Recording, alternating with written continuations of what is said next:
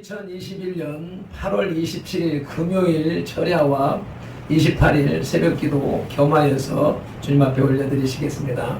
다같이 사도신경으로 신앙 고백드리겠습니다. 전능하사 천지를 만드신 하나님 아버지를 내가 믿사오며 그 외아들 우리 주 예수 그리스도를 믿사오니 이는 성령으로 잉태하사 동정녀 마리아에게 나시고 본디오 빌라도에게 고난을 받으사 십자가에 못 박혀 죽으시고 장사한 지 사흘 만에 죽은 자 가운데서 다시 살아나시며 하늘에 오르사 전능하신 하나님 우편에 앉아 계시다가 저리로서 산자와 죽은 자를 심판하러 오시리라. 성령을 믿사오며 거룩한 공예와 성도가 서로 교통하는 것과 죄를 사하여 주시는 것과 몸이 다시 사는 것과 영원히 사는 것을 믿사옵나이다. 아멘. 466장 찬송 올려드리시겠습니다.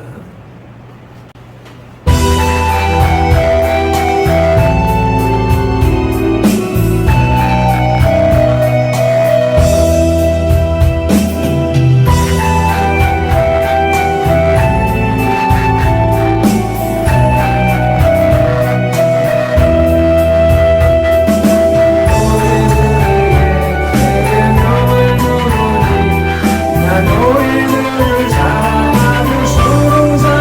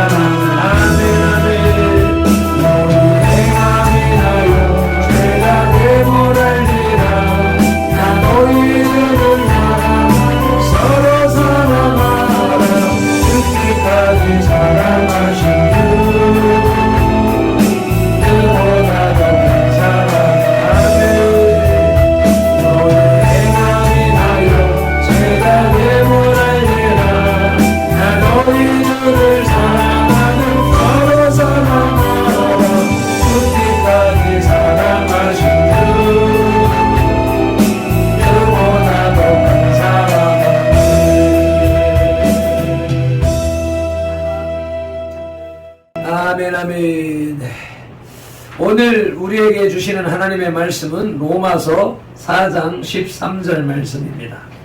12절로부터 14절까지 말씀을 함께 합독하시겠습니다.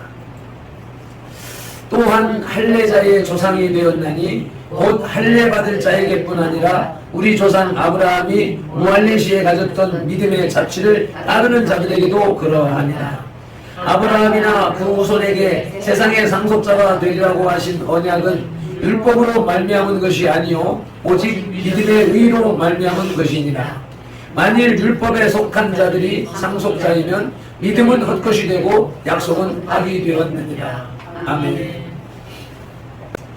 본문 13절에 등장하는 세상의 상속자가 누구를 가리키느냐가 문제가 됩니다. 어떤 신학자들은 아브라함이 가나안 땅을 기업으로 약속받고 또 그의 후사들을 통하여 나타날 메시아가 지배하는 온 세상을 가리킨다고 주장합니다.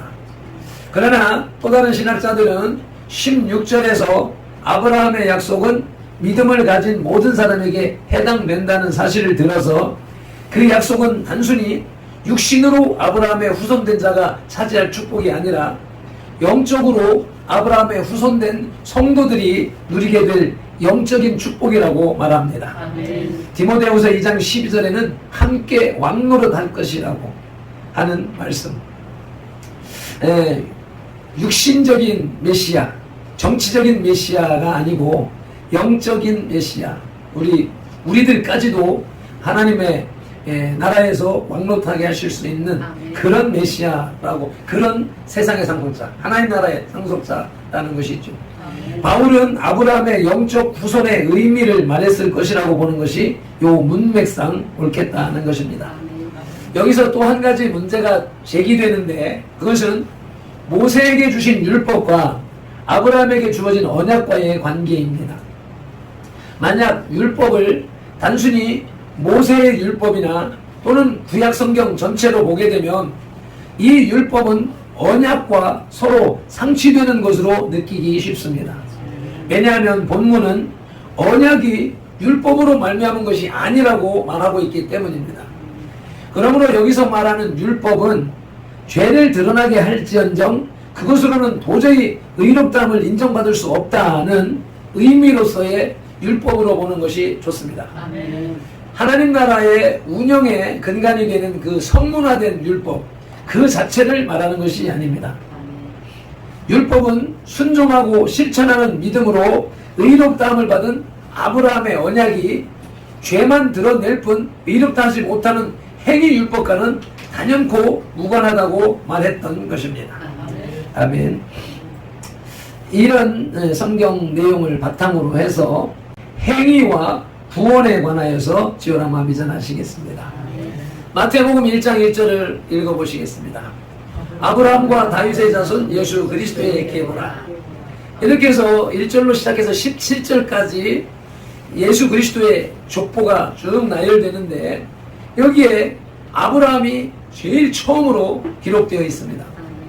그만큼 아브라함은 위대한 믿음의 조상으로 유대인뿐 아니라 전 세계 기독교인의 믿음의 조상입니다. 그런데 우리는 아브라함의 위대한 모습을 흔히 하나님의 명령을 받고 하란을 떠난 창세기 12장의 신앙적 결단이나 100세에 얻은 이삭을 모리아산에서 하나님께 드리려고 했던 창세기 22장의 사건에서 발견합니다. 그러나 본문에서 바울 사도는 아브라함이 얻은 구원의 언약은 아브라함의 행위에 근거한 것이 아님을 강조하고 있습니다. 구원의 언약은 하나님의 사랑으로 베푸신 무조건적인 선물이며 아브라함의 믿음은 구원을 받는 통로일 뿐임을 보여주고 있습니다. 행위와 구원의 관계를 지오라마 비전하기 위해서 첫째로 율법적 행위와 무관한 축복의 언약을 살펴보시겠습니다. 첫째 소지로 아브라함이 언약을 얻은 시기를 살펴보시겠습니다. 우리는 흔히 아브라함이 하나님께 언약의 축복을 받은 것은 그가 믿음으로 갈대아 우르를 떠나고 본토 친척 아비집을 떠났기 때문이라고 생각합니다. 그러나 성경을 조금만 더 깊이 살펴보면 갈대아 우르에서 떠날 때 주도자는 아브라함이 아니라 그의 아버지 데라였다고 창세기 11장 31절은 기록하고 있습니다. 또한 하나님께서 창세기 12장 2절에 아브라함에게 나타나셔서 내가 너로 큰 민족을 이루고 내게 복을 주어 내 이름을 창대하게 하리라는 그 언약을 주신 것은 시기적으로 아직 아브라함이 아들 이삭을 모리아산의 제물로 바치기 전의 일이었습니다. 특히 창세기 12장 1절은 본토 친척 아비집을 떠나라는 것이 축복의 조건으로 제시된 것이 아니라 이미 축복을 예비한 곳으로 가라는 의미임을 명확히 보여주고 있습니다. 결국 아브라함은 하나님으로부터 축복의 언약을 얻기 위해 아무것도 한 것이 없는 셈입니다. 따라서 언약은 아브라함의 행위를 근거로 맺어진 것이 아님을 명백히 알 수 있습니다. 아브라함이 언약을 맺은 시기, 아브라함이 본토 친척 아비집을 떠나고 이삭을 번제단에 드리고 난 다음에 축복을 받은 게 아니란 말이죠. 먼저 축복을 받았고, 그래서 제가 이 말씀으로 큰 위로를 받습니다. 율법적 행위와 무관한 축복의 언약, 두 번째 소지로는 언약의 지속과 무관한 아브라함의 행위. 첫째는 축복의 언약을 받은 것도 아브라함의 공로가 하나도 없었고, 두 번째는 그 언약이 일생 동안 지속되고 지금까지 지속되고 있는 것도 아브라함의 행위에 의한 것이 아니라는 내용입니다. 아브라함을 믿음의 조상으로 섬기는 사람들은 자칫 아브라함을 완전한 사람으로 생각하여 그가 하나님 앞에 완전한 행위를 행함으로써 하나님께서 그에게 내리신 언약이 폐기되지 않는다고 생각합니다. 특히 창세기 22장 모리아산의 사건은 아브라함의 믿음을 드러내는 행위로서 언약의 지속에 결정적인 사건으로 생각합니다. 그러나 성경에 기록된 아브라함의 일생은 그의 행위가 결코 하나님 앞에 의롭다고 할 수 없음을 보여줍니다. 먼저 아브라함은 기근이 들자 축복의 땅 가나안을 버리고 애굽으로 갔습니다. 창세기 12장 10절 말씀은 함께 합독하시겠습니다. 그 땅에 기근이 들었으므로 아브라함이 애굽에 거류하려고 그리로 내려갔으니 이는 그 땅에 기근이 심하였습니다. 하나님이 축복의 땅에 가라고 명령하신 곳에 갔으면 그곳에 조금 어려움이 오더라도 하나님의 축복을 붙잡고 있었어야 되는 것이 온당한 행위였는데 고난이 오니까 애굽으로 내려가 버렸다. 하나님의 축복을 믿지 못했다라고 하는 것이지요. 거기서 자신의 목숨을 구하고자 아내를 누이라고 속이고 바로에게 팔아먹기까지 했습니다. 창세기 12장 11절부터 20절까지 내용인데 성경에는 팔아먹었다 소리가 없지만 아내라고 그러면 잡아 죽일 수도 있으니까 누이라 했더니 그 사라를 차지하기 위해서 사라의 오빠라고 하니까 그에게 죄물을 주고 환심을 사서 자기 왕궁에 데리고 갔는데 꿈에 하나님이 나타나셔서 징계하시고 꾸지람을 하시니까 손댈 수는 없고 그리고서는 알고서 돌이켜가지고 다시 물질을 주어서 돌려보낸단 말이지. 그래서 팔아먹었다고 얘기를 하는 거라. 또한 후손에 대한 하나님의 언약을 믿지 못하고 오히려 사람의 말, 아내의 말을 듣고 아내의 말을 믿고 아내의 말에 순종해서 여종 하갈에게로 들어가서 후손을 잇고자 했습니다. 다시 하나님이 친히 나타나셔서 후손을 주겠다고 창세기 17장에서 구체적인 약속을 하셨음에도 믿지 못하고 18절에서 이스마엘이나 하나님 앞에 살게 해달라고 합니다. 하나님이 축복을 약속하는데도 그 말 끝에 하갈을 통해서 낳은 저 이스마엘이나 하나님 앞에 살게 해주세요. 어느 세월에 또 자식을 낳겠습니까? 하는 믿음 없는 그런 언행을 보여줬던 것이죠. 그리고 창세기 20장에서 남방으로 이사했을 때는 또다시 아내를 누이로 속이고 14절로 16절에서 그라랑 아비멜렉에게 아내를 또 팔아먹었습니다. 이와 같이 첫 언약 후의 아브라함의 행동은 온전한 것이 아니었으며 하나님 앞에 의로운 것이 아니었습니다. 우리하고 똑같단 말입니다. 그러므로 아브라함의 의로운 행위가 언약을 지속시킨 것이 절대 아닙니다. 언약의 지속은 철저히 하나님의 무조건적인 은혜에 의한 것이었습니다. 아멘. 저와 여러분을 향한 하나님의 사랑도 그와 똑같습니다. 행위와 구원의 관계에 있어서 둘째 떼지는 하나님으로부터 오는 언약입니다. 하나님으로부터 오는 언약은 첫째로 언약의 주도자이신 하나님을 살펴보아야 합니다. 전승에 의하면 아브라함의 아버지 데라는 우상을 만드는 사람이었습니다. 여호수아 24장 2절을 함께 합독하시겠습니다. 여호수아가 모든 백성에게 이르되 이스라엘의 하나님 여호와께서 이같이 말씀하시기를 옛적에 너희의 조상들 곧 아브라함의 아버지 나홀의 아버지 데라가 강 저쪽에 거주하여 다른 신들을 섬겼으나. 아멘.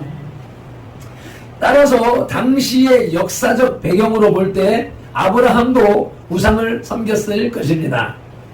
결국 하나님께서 나타나셨을 때 아브라함에게 여호와는 생소한 이름이었으며 그때 비로소 하나님을 처음 알게 되었을 것입니다. 결국 하나님께서 아브라함에게 언약을 주신 것은 아무런 조건이 없는 상태에서, 즉 무조건적인 은혜로 주신 것입니다. 그래서 보면 언약을 주실 때 이미 축복의 땅은 예비되어 있었던 것입니다. 창세기 13장 14절로 17절을 봉독하시겠습니다.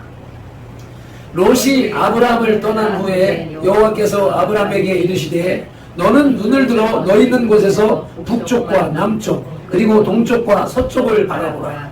보이는 땅을 내가 너와 내 자손에게 주리니 영원히 이르리라. 내가 내 자손이 땅에 티끌 같게 하리니 사람이 땅에 티끌을 능히 셀 수 있을진데 내 자손도 세리라. 너는 일어나 그 땅을 종과 횡으로 두루 다녀보라. 내가 그것을 내게 주리라. 아멘. 땅에 티끌을 셀 수 있습니까? 셀 수 있을진데 내 자손들도 셀 수 있으리라. 이제 부정을 긍정으로 돌려서 셀 수 없는 것을 셀 수 있다. 내가 한번 해봐라. 땅에 티끌 셀 수 있는가? 부정의 부정으로 더 강한 긍정을 나타내고 계시는 것이죠. 또한 하나님은 아브라함의 미온적인 신앙 태도에도 불구하고 계속 15장, 17장, 18장에 나타나셔서 축복의 언약을 확인시키셨고 태가 끊어진 사라에게도 태를 여시고 이삭을 잉태하게 하셨습니다. 이런 성경의 기록들은 아브라함이 받은 언약이 하나님의 일방적인 계획과 섭리와 선택에 의해 아브라함에게 전달된 것임을 증거하고 있습니다. 아멘. 그러면 아브라함에게만 그랬겠습니까? 우리들에게 복음이 전해지고 우리가 주님 앞으로 나오는 과정 속에서도 이와 같은 양식이 진행됐던 것을 우리가 곰곰이 살펴보면 알 수 있을 겁니다. 하나님으로부터 오는 언약 두 번째 소지는 언약을 받는 통로는 믿음입니다. 그러나 하나님의 언약은 모든 사람들에게 주어지는 것은 아닙니다. 비록 아브라함은 하나님께 내세울 만한 행위를 하지도 못했고 그의 믿음이 강한 것도 아니었으나 하나님께서 그에게 언약하신 축복의 말씀에 대해서 그는 믿음을 가졌습니다. 그래서 히브리서 11장은 아브라함은 믿음으로 하나님이 계획하시고 지으실 터가 있는 성을 바라보았다고 했습니다. 8절로 10절 말씀 봉독하시겠습니다. 믿음으로 아브라함은 부르심을 받았을 때 순종하여 장래의 유업으로 받을 땅에 나아갈새 갈 바를 알지 못하고 나갔으며 믿음으로 그가 이방의 땅에 있는 것 같이 약속의 땅에 거류하여 동일한 약속을 유업으로 함께 받은 이삭 및 야곱과 더불어 장막에 거하였으니 이는 그가 하나님이 계획하시고 지으실 터가 있는 성을 받았습니다. 아멘. 이와 같이 하나님의 축복은 인간의 율법적 선행으로 얻어지는 것이 아니라 스스로의 부족을 고백하고 값없이 주시는 하나님의 은혜를 받아들임으로써 얻는 것입니다. 아멘. 말씀을 맺겠습니다. 어제 묵상한 19절로 12절에서 믿음과 할례와의 관계를 밝힌 바울은 이제 본문에서 아브라함에게 주어진 언약과 율법과의 관계를 정립합니다. 즉 하나님께서 아브라함이나 그 후손에게 세상의 후사가 되리라고 하신 언약은 율법으로 말미암은 것이 아니라 오직 믿음의 의로 말미암았다는 것입니다. 아브라함의 믿음이 많은 사람들에게 하나님의 축복을 가져다 주었듯이 성도들 역시 이웃에게 하나님의 축복을 전파하는 매개차가 되어야 하겠습니다. 아멘. 기도하시겠습니다. 하나님 아버지, 오늘도 우리에게 로마서 말씀을 통하여서 아브라함에게 주신 축복의 과정을 보면서 아브라함의 행위로 구원받은 것이 아니라고 하는 사실을 또 명명백백히 우리에게 알 수 있도록 말씀해 주시니 감사합니다. 아멘. 우리를 또한 구원하신 것도 우리가 무슨 공로가 있어서 구원하신 것이 아니라 아멘. 아브라함을 구원하신 것처럼 우리들에게도 하나님께서 행하실 일이 있고 뜻이 있고 계획이 있어서 우리들을 불러내시고 아멘. 이렇게 훈련해 나가시고 계시는 것을 우리가 인정을 합니다. 아멘. 우리가 순순히 아브라함처럼 따라 나갈 때에 우리를 통하여서도 하나님의 뜻이 세워지고 아멘. 하나님 나라가 확장되어져 가며 하나님의 영광을 받으실 줄로 믿습니다. 아멘. 우리가 믿음의 조상 아브라함을 따라서 우리도 부족하지만 그 믿음을 잃지 아니하고 목숨을 걸고 순종하며 나아가서 우리들이 이제 믿음의 조상이 돼서 우리 자녀들, 후손들을 또 복된 삶으로 이끌어내는 그런 믿음의 조상이 되게 하여 주옵소서. 아멘. 오늘도 밤새 또 기도할 때에 성령 하나님께서 함께하여 주시며 아멘. 우리의 기도를 인도하여 주시고 아멘. 응답하여 주시고 아멘. 이루어 주시옵소서. 아멘. 감사합니다. 예수님의 이름으로 기도드리옵나이다. 아멘. 아멘. 주제 찬송 한 번 더 부르고 생명을 주노니